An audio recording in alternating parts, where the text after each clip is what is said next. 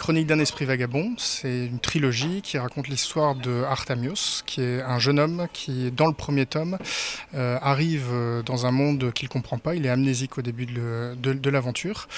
Et il va être aidé par Raorik, qui est un géant, qui va plus ou moins le sauver et l'emmener avec lui pour essayer de comprendre qui il est et d'où il vient. Et qui est Artamios et d'où vient Artamios, c'est justement l'intrigue de ce premier volume, du premier tome. Partant de ce point de départ, Raorik et Artamios vont devoir faire le tour des terres connues à la rencontre de différents peuples, parce que Salarios, qui est l'empereur des hommes, et Rachel, qui est la plus puissante des magiciennes, veulent mettre la main dessus, l'emprisonner. Et donc on va suivre les traces d'Artamios dans le premier volume.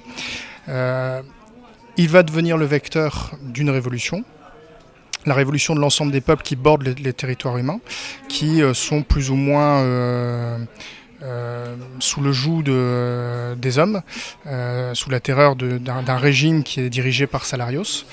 Il va donc y avoir révolution, et le premier tome se termine sur cette révolution.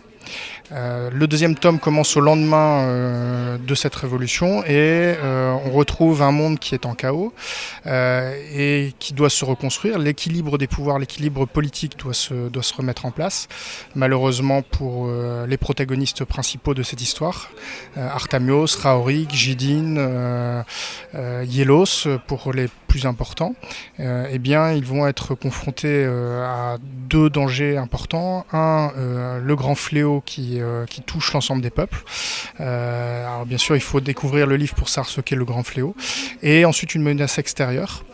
Et si ça ne suffisait pas, Artamios lui-même sera menacé personnellement. Et donc, on va découvrir l'ensemble de ces éléments et voir comment les différents personnages vont essayer de s'en sortir dans ce second tome. Et bien sûr, il y a un troisième tome puisque c'est une trilogie. Mais bon, on en parlera quand on y sera.